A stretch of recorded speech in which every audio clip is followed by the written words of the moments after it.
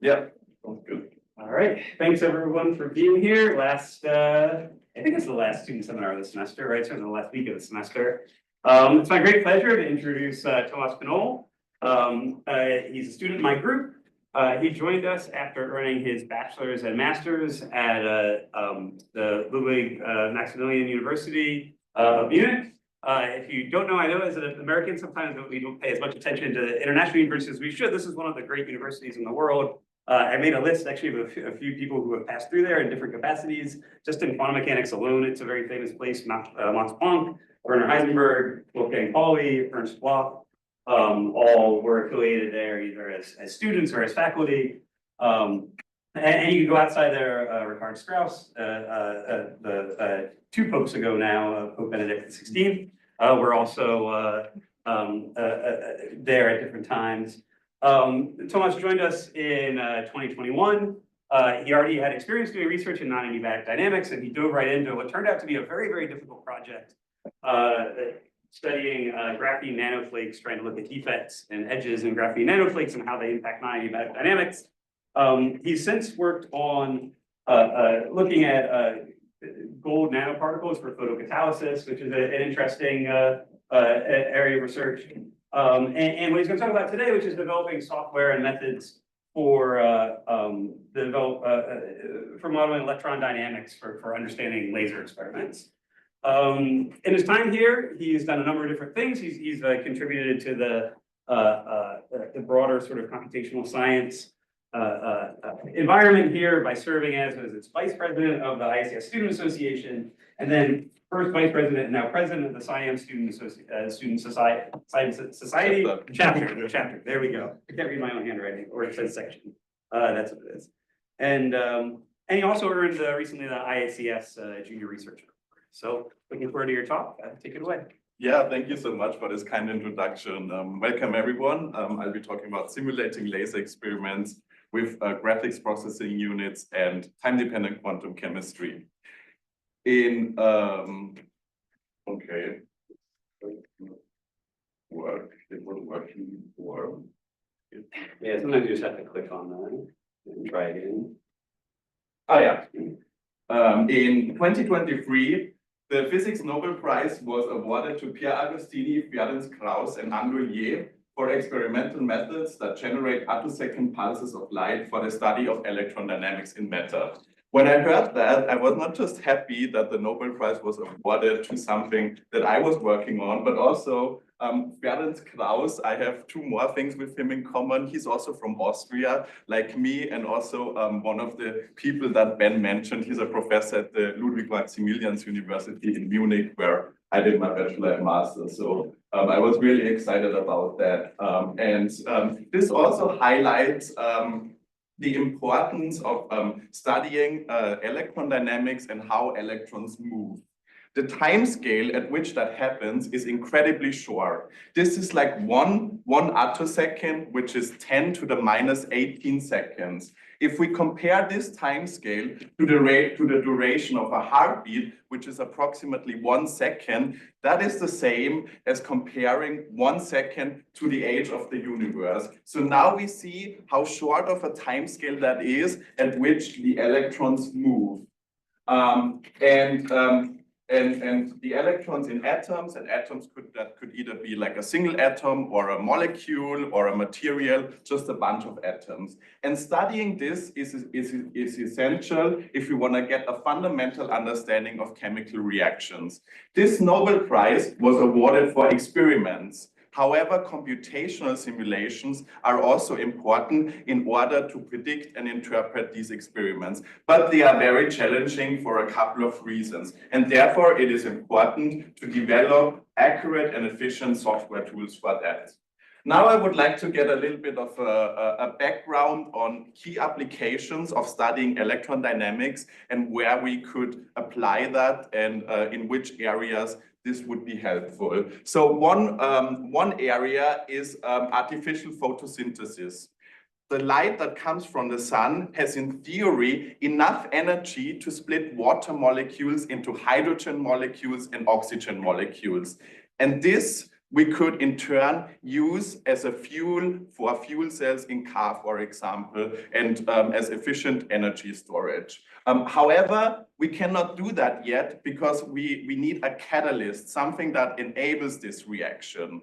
But if we study electron dynamics and understand some of these processes, we can design those catalysts.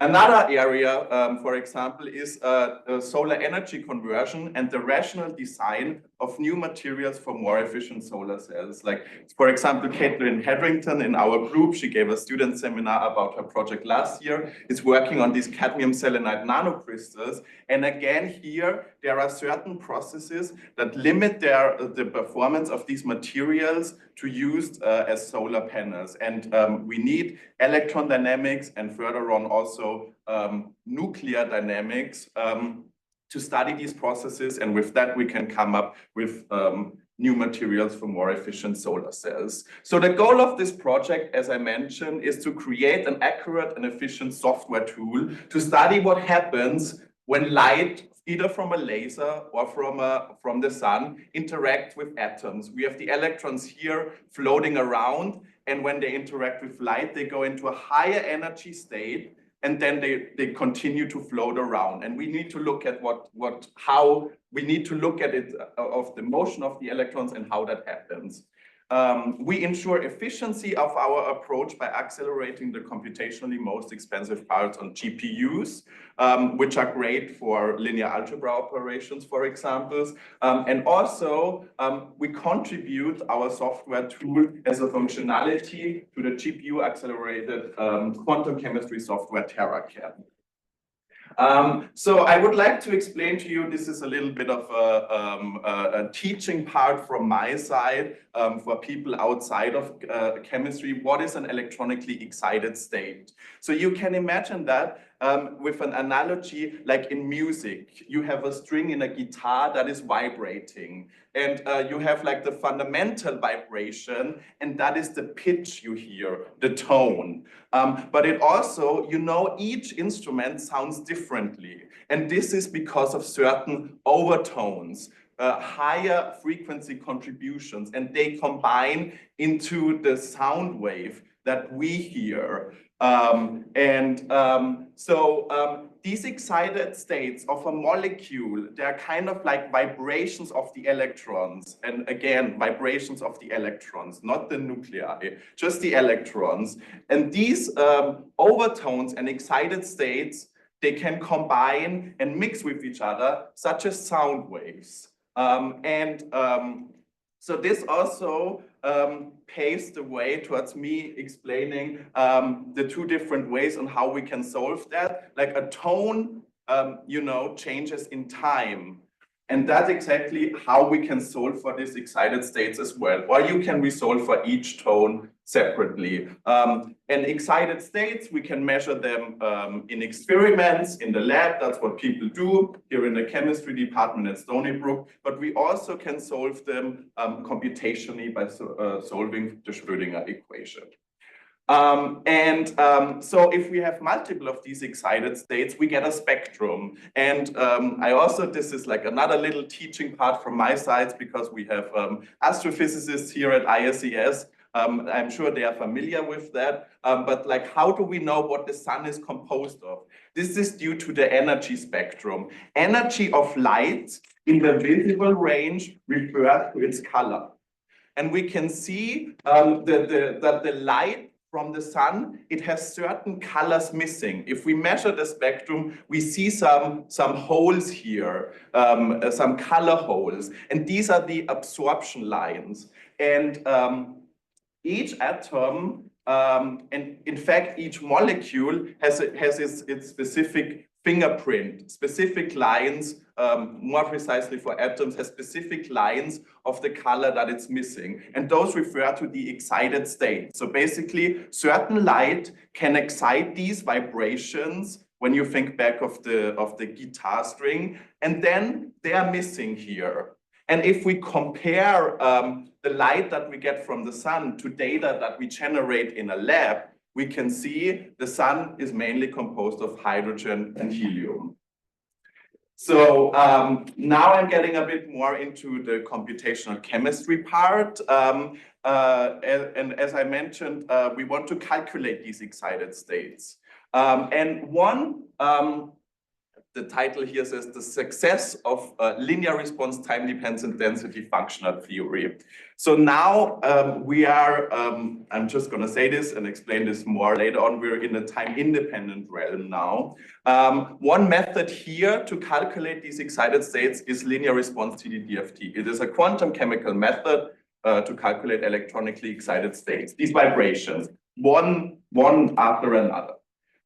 This is very favorable because it has a good balance between accuracy and computational cost. Some people refer of it to it has a sales tag on it. That's the method which has a sales tag on it when you go shopping for quantum chemical methods to describe excited states. And also it is very widely used and there has been extensive benchmarking in the literature. So this is a benchmark study here. On the x-axis, we have experimental values, what people measure in the lab. And on the y-axis here, we have results from this linear response TDDFT method. And each of these plots is one functional. When we do TDDFT, or in fact, any DFT calculations, if you're familiar with that, you choose a density functional. You have a big variety, and each of them has different accuracy. And ideally, everything should be on this line. This means everything is accurate. There is no error. But we see some deviations here, but these deviations are very small. I highlighted some of the very common ones, B-free lip, PBO0, those are very common ones. This is one CAM B-free lip. It is very good for charge transfer states. We like to use it in our group. It is in a lot of cases very accurate. You can see a little bit of outliers here. These are triplet states, for those of you who are familiar and interested. So each point here in this plot refers to one excited state of a specific molecule. And so now, thanks to this benchmark study, or even before there were studies done, this is not good for triplet states, but for singlet states, it is very good. If you, maybe this is helpful to some of you. This linear response TDDFT is implemented in TerraCAM and GPU accelerated. The central equation in linear response TDDFT is the Casita equation, and in quantum chemistry, this is always the case. Almost always. We have to make approximations. Otherwise, this is not feasible. We cannot do these calculations. We always have to make certain approximations. And for linear response TDDFT, a very common approximation is the Tamm-Dancoff equations, where we neglect the d excitations. We only consider forward excitations, which seems natural. And then the central equations becomes this here, where A is kind of like an effective Hamiltonian. If you're familiar, a Hamiltonian contains all the contributions to the energy. We have this A matrix here, and omega, those are the transition frequencies, the energies of the excited states. The vibrations in the guitar string, the excited vibrations, the line that are missing in the solar spectrum, those are these are omegas. That's what we want to know. This A matrix has this form here, and these are like two electron integrals, ERIs, electron repulsion integrals. Those are the most expensive part. The computation of these. Here and also this, that's the computationally most expensive part, and the cost is dominated by that. And this is, and the A matrix, we can kind of think of this here, phi are configuration state functions. I will go into the details here a little bit more. This is in the many electron bases. If we consider this as an effective Hamiltonian, we would write it like this. This is a very large basis, by the way, so we need some tricks to accelerate that. This is solved with the iterative Davidson algorithm. Some of you might be familiar with that, and it involves the computation of sigma. This AX product, X are the amplitudes. I will explain that more in the future, not in the future, in this presentation, in the following slides, or if you're familiar with CI, the CI vector, basically. So it involves this product AX. The formation of these integrals is accelerated on the GPU, and for the linear algebra part, the NVIDIA cuBLAS library is used for this matrix vector product, basically. Okay, so as I anticipated before already, we have two different approaches for solving excited states. And both of them, and the two different approaches, and basically the central equation in quantum chemistry is the Schrödinger equations. And we have two different flavors of that, the time-dependent one and the time-independent one. This linear response TDDFT, as I mentioned here before, falls into this category. If one can solve one of these two equations, they would get exactly the same information as from the other equation. But like for each of these equations, certain advantages and disadvantages associated that I want to get into now. So the time-dependent approach is a real-time evolution of these excited states. This can include the external laser field, and it captures the ultra-fast electronic motion.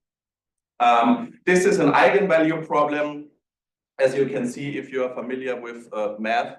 And this is for stationary electronic states, so no stationary states, basically. And this is useful for determining the discrete energy levels and assigning the states in a spectrum. So I want to compare these two methods here. Again, linear response TDDFT falls into this category. Then there is another method, real-time TDDFT, which is the time-dependent approach. And we can calculate an absorption spectrum the same as the one you saw from the sun, but just from this molecule, which now looks way more complicated, with both approaches. But you can see here in linear response TDDFT, we have to diagonalize the Hamiltonian. This is very expensive, especially for large molecules and if there are a lot of states involved. So here, this is already expensive. And here we have 200 roots, and we can only get a little part of the spectrum. With the time-dependent approach, real-time TDDFT, we can get the entire spectrum.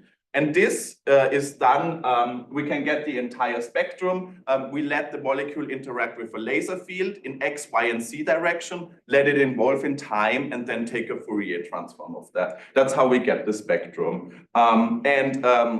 Another issue with the time-independent approach is convergence issues. When you have to diagonalize, you can always run into a matrix, you can always run into convergence issues. With the time-dependent approach, this is more robust because we can always just propagate in time. So now in our project, we're gonna do the time-dependent approach. We're still gonna use linear response TDDFT, but we turn it into a time-dependent approach because of the advantages that I just told you, and then use this, and we will also calculate a spectrum like this.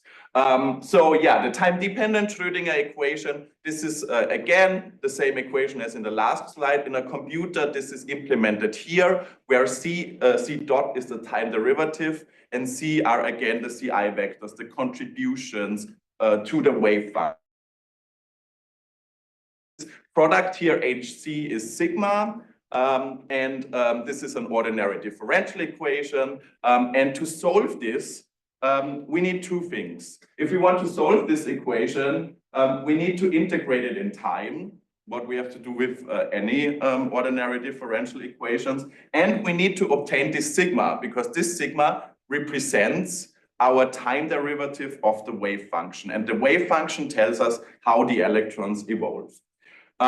So those are the two things that we need. H, I mentioned this already, is the Hamiltonian, either operator in this form or matrix in that form, and it contains all the contributions to the energy, kinetic energy of the electrons, potential energy of electrons between electrons and nuclei, and between electron-electron interaction, and so on. The efficiency in our approach also lies in the fact that we do not need to build, store, and diagonalize the Hamiltonian. We calculate it on the fly on the GPU. So here are some methods how we can obtain this sigma that I told. That's the quantum chemistry part. The most popular approach in the literature, or a very popular approach in the literature, is real-time TDDFT. And then there is also time-dependent configuration interaction. And this is our approach, real-time Tamm-Dancoff approximation. This is our approach on getting sigma. And I want to compare these two methods. So the propagation basis here is one electron basis. One electron basis means orbitals. If you took a general chemistry or maybe from high school chemistry, you remember these pictures. S orbitals is a sphere, p orbitals is a dumbbell. This is the one electron basis, and this method propagates the orbitals in time. With TDCI and with our approach, we're in the many electron basis. We keep the orbitals fixed, and we let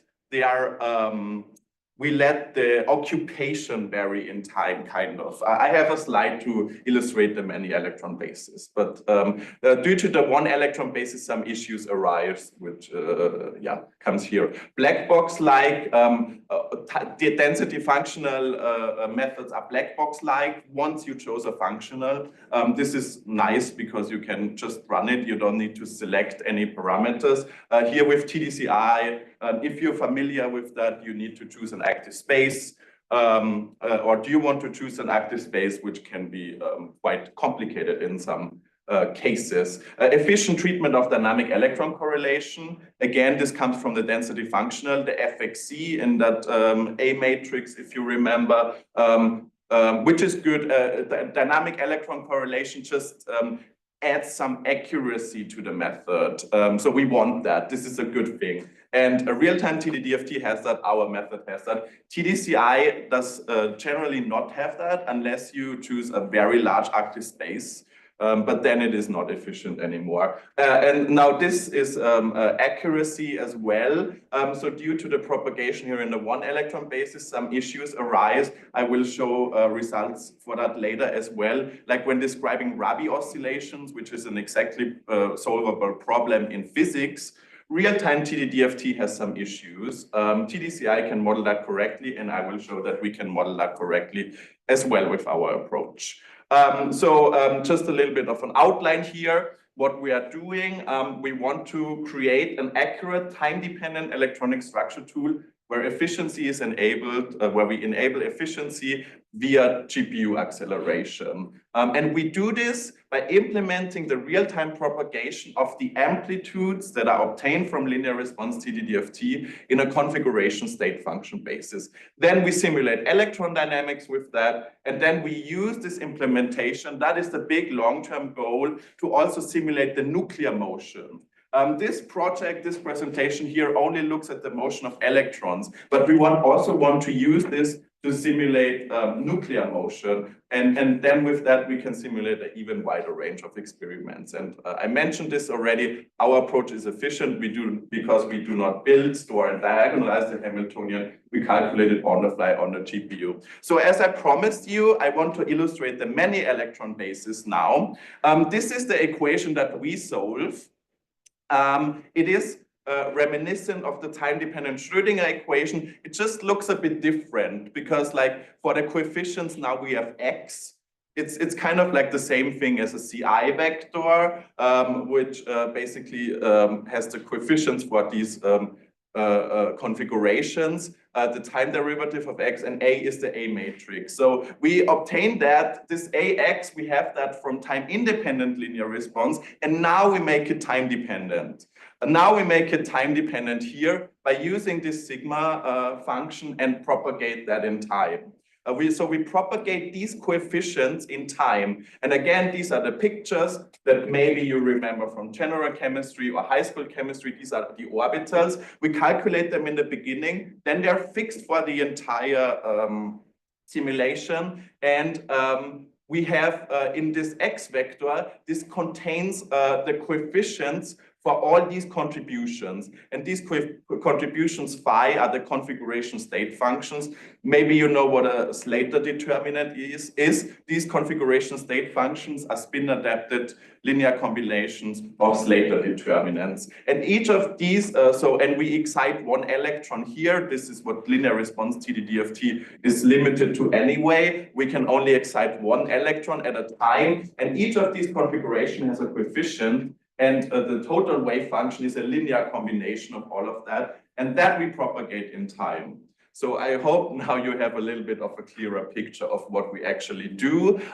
So this is how we add the laser field into that. We have our same equation here, our AX product, the regular sigma formation, and then we have the dipole operator here, or the dipole matrix. This just says how is the charge distributed in a molecule, and we have a function E of t that I have an example here in that slide. And then so basically we separate those two parts out. This is the mu E is the laser field. This is the regular quantum chemistry sigma. We separated that out. This part is much more expensive. So this is GPU accelerated. And this part scales lower. So we currently have it on the CPU, but we found it not to be limiting. So this part is still more expensive. I will show some timings later.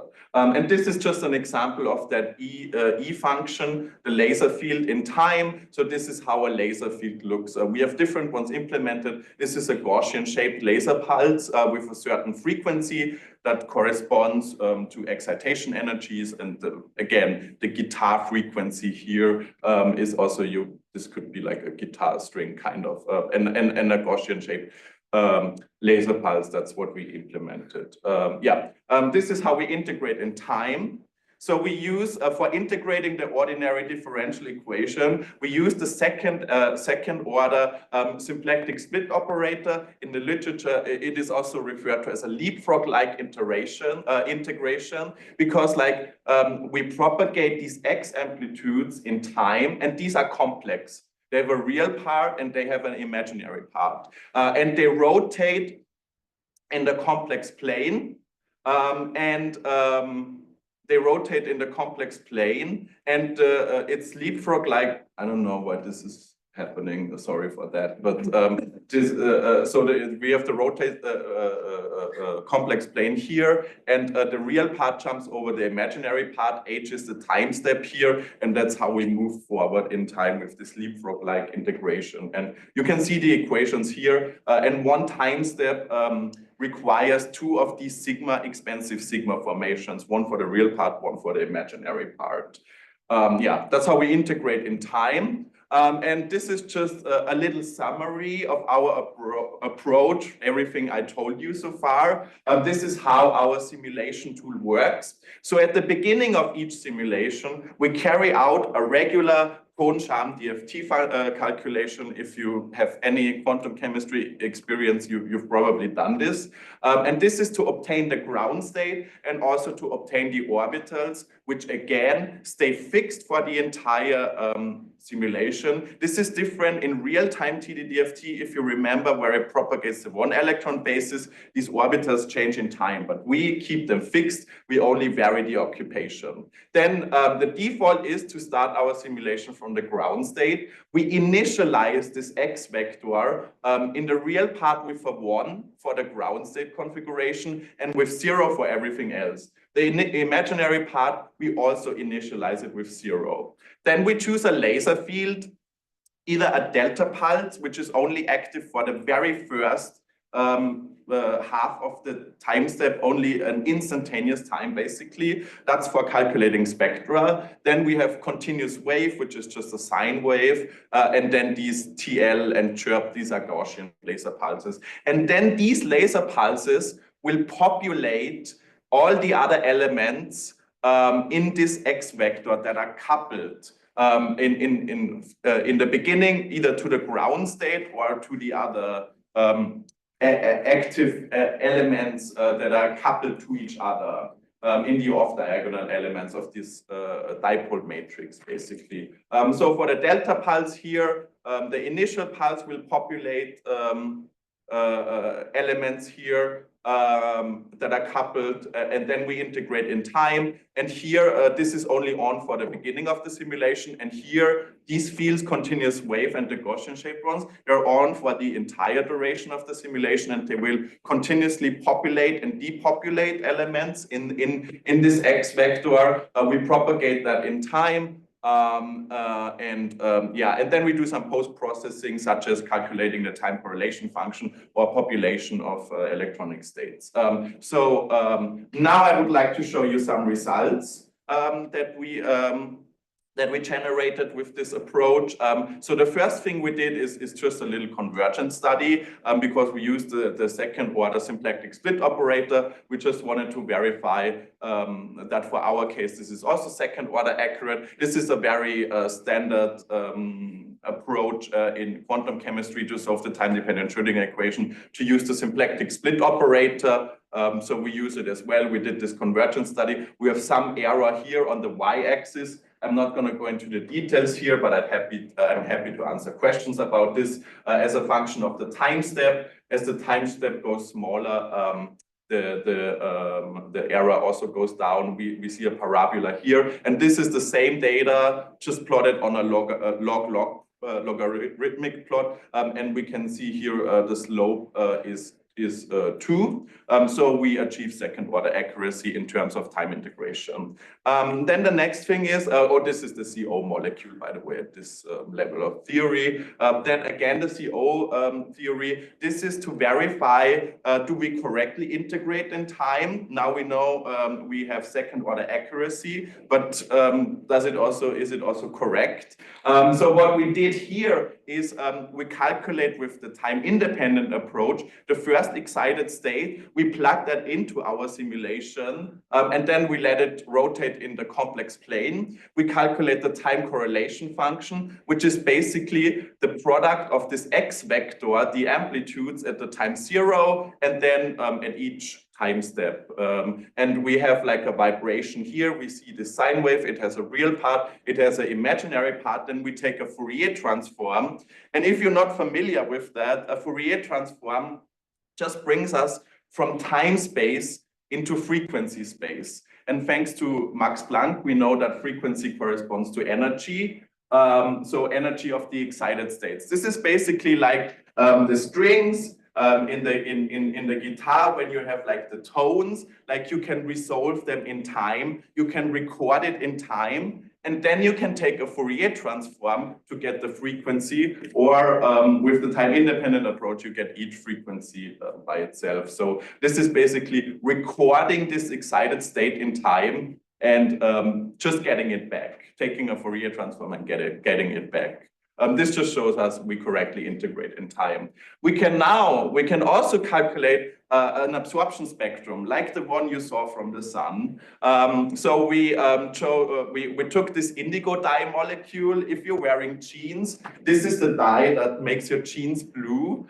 This is what's being used here. And we let it interact with a delta laser pulse at time 0. And then again, we calculate the time correlation function, this product here of the amplitudes immediately after the pulse and at every time step. And now we see this time correlation function looks more complicated. We have like much more features here. We have more contributions here. And then if we take a Fourier transform of that, we get an absorption spectrum. And this is the absorption spectrum. This one is here only in C direction. That's why you don't see an absorption here in blue or in red. That's why it should appear blue, right? If you were wondering. We can also, so now we demonstrate the utility of our approach, because I promised you we have an efficient implementation, and we calculate the spectrum of this large dye molecule. If you're like in the computational chemistry community for quantum mechanical treatment, this is a very large molecule. And we calculate the spectrum of that by interacting it with a laser pulse in X, Y, and Z direction, and then propagating it in time. So we were able to obtain a 72.5 femtosecond simulation. We did this so again in X, Y, and Z direction. These can run naively parallel, so on free GPUs basically. And this took like 1 week on NVIDIA A100 GPUs. And then we obtained this spectrum here, also our accuracy compared to time-independent linear response TDDFT, where we know it's very accurate compared to experiment, we can reproduce its accuracy. So the red and blue, they're on top of each other. The error is smaller than the energy resolution that we can achieve with the simulation parameters. So we can reproduce that. So this shows our approach is accurate and efficient. And also it is accurate in terms of these Rabi oscillations. As I showed you before, as I told you before, real-time TDDFT, which is the other popular approach to simulate electron dynamics, has issues describing these Rabi oscillations. What we have here for the Rabi oscillations is an ethylene molecule, and we let it interact with a sine wave, with a continuous wave laser field. And then what should happen is one electron should go back and forth between these two orbitals, the pi orbital and pi star orbital. What real-time TDDFT does, it will push a second electron later on in the simulation into this higher energy orbitals. But we can see here, this is our approach, the populations of the excited states as a function of time. And we can see here the exact, when we solve for the period exactly with these equations is in green, and we reach for that period every time, which shows our approach models this correctly. And also we get population of 1 every time. This means this state is fully populated and not like real-time TDDFT, where the population would go down over time. So again, this shows our approach is accurate. Now, I want to talk a little about, this is more of a general slide again, with interesting applications. So a specific class of experiments is nonlinear two-photon absorption. So far, we only absorb 1 light particle from the sun or whatever with a molecule, but we can also absorb 2 photons at the same time. One photon absorption is a linear process. The probability of that happens scales linearly with the intensity of the light. 2 photon absorption is nonlinear because we need 2 photons in around the same time at the same spot. So these probabilities multiply. So this is a nonlinear process. And this has some interesting applications, for example, in microscopy, photodynamic therapy, and 3D optical data storage. In the interest of time, I'm only going to talk about the computational thing, which is optical data storage, but I'm happy to answer questions about the other things. So we can imagine here, this is like data storage. Data storage so far on a CD is only 2-dimensional. We only store data on the surface of the CD. But we can imagine if we can add a 3rd dimension to that, and if we can layer that, this would be much more efficient. And that's what could happen here in this 3D optical data storage. And this is possible due to molecules that can do this nonlinear 2-photon absorption, because only those layers that are at the focal point of the laser beam are active. They will be read out. But all the others layer, they don't interact with the laser. So we can achieve an efficient data storage here. So now I want to show that we can model that as well with our approach.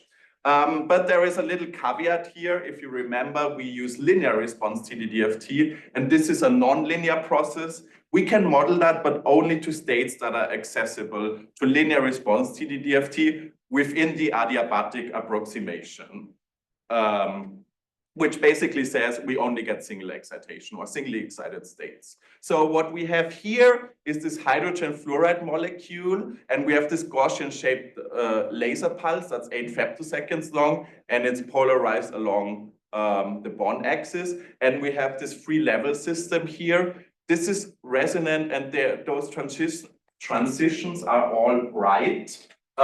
So this is the pi sigma sigma star state. This is a fluorine 2s sigma star transition. So basically, when we go from here to here, we de-excite the whole.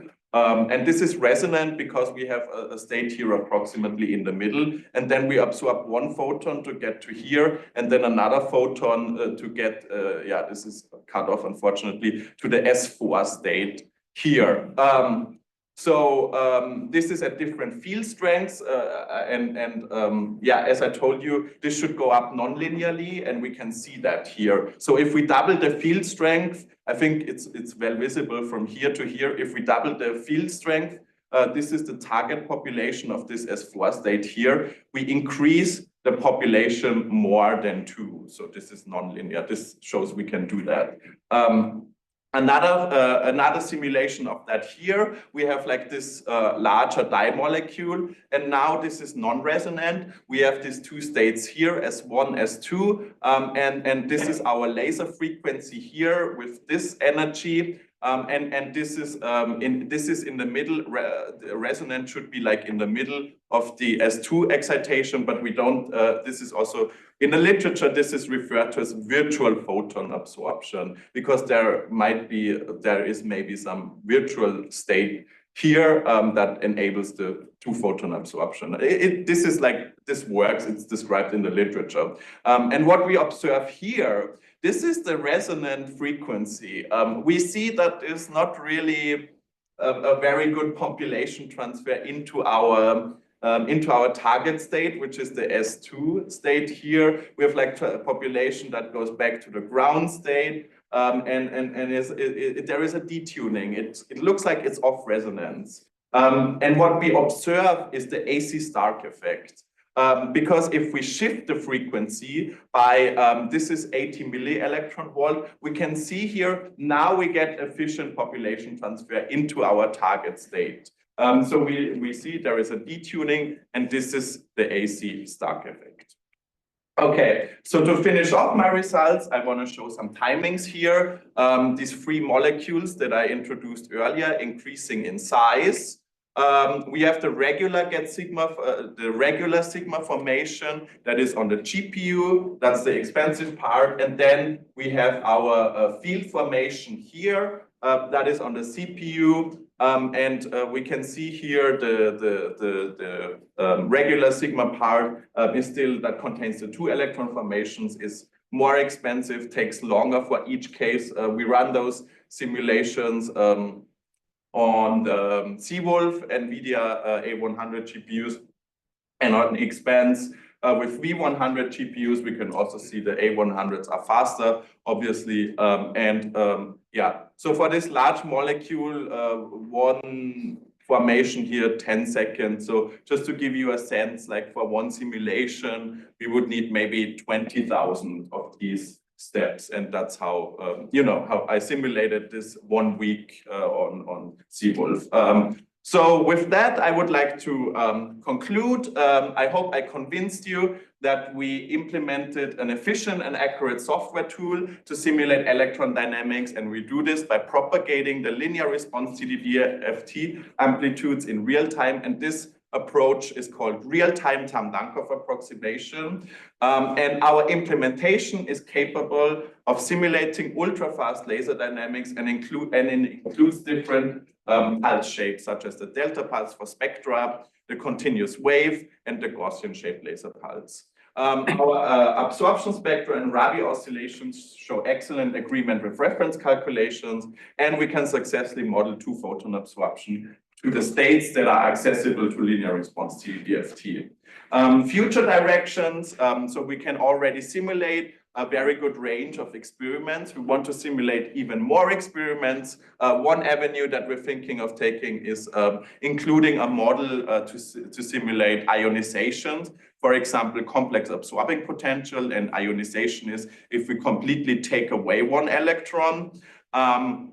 That would be interesting, but the big long-term goal, as I anticipated already, is to couple this method, and we want to get the gradients of everything, and which correspond to the forces, and coupling this to a software that was developed in our group as well. It's called CAP-DNS, and with that we can describe nuclear motion. And if we can, when we describe nuclear motion, we can really get to these processes that inhibit the performance of solar energy conversion. And with that, I would like to thank the funding agencies for funding, and all the members of the Levine group for great discussions and great environment, and as well as IACS for all the support and providing these great resources. And it's really a great place to be here, and I'm very happy about that. And yeah, with that, I hope you learned something about my research, and I'm happy to take questions.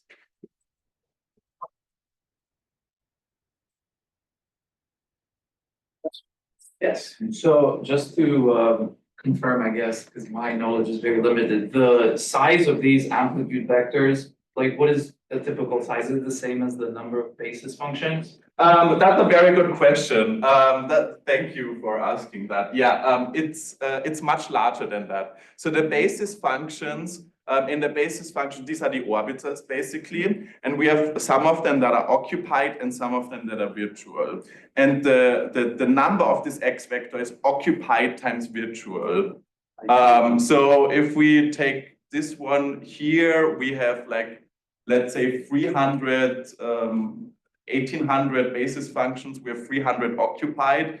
So 300 times 1500, that's yeah, Okay. a large number. The reason why I'm asking this is because you talked about GPU acceleration and computing this AX a sigma quantity. And you know, if it's like 300, I don't see like why would it like a GPU acceleration be necessary? First, that's a small matrix, but if you're saying it's on the order of hundreds of thousands, yeah, I can millions, see it now. and like, you know, there is like, we could describe, like the goal is to describe proteins or something like that. Then millions, billions, yeah. More questions?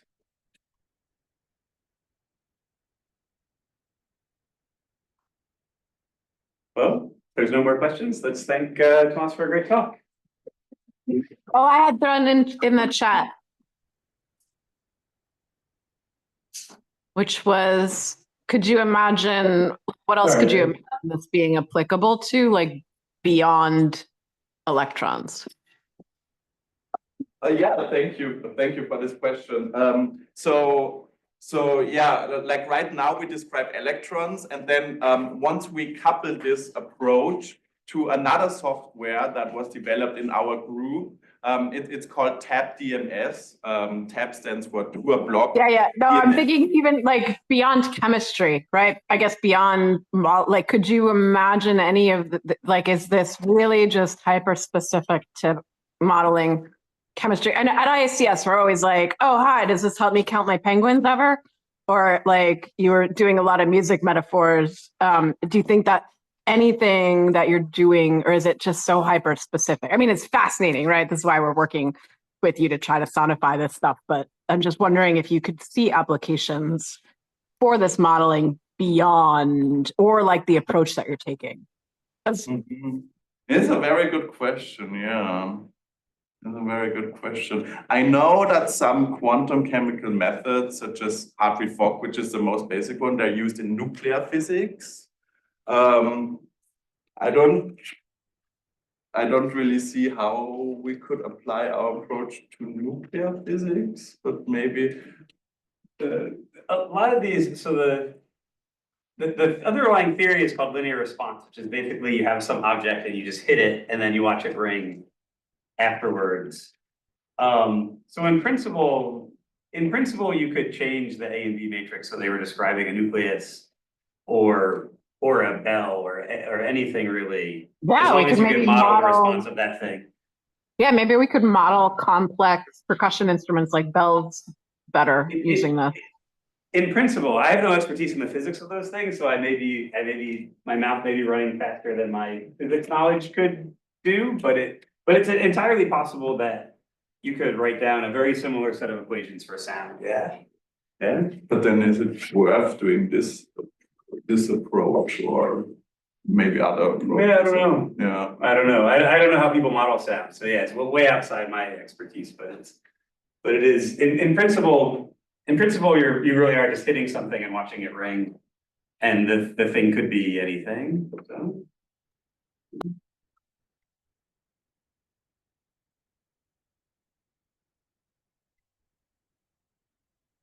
Other questions? Sorry, I can't see who's online, so just yell out if you're online and you have questions.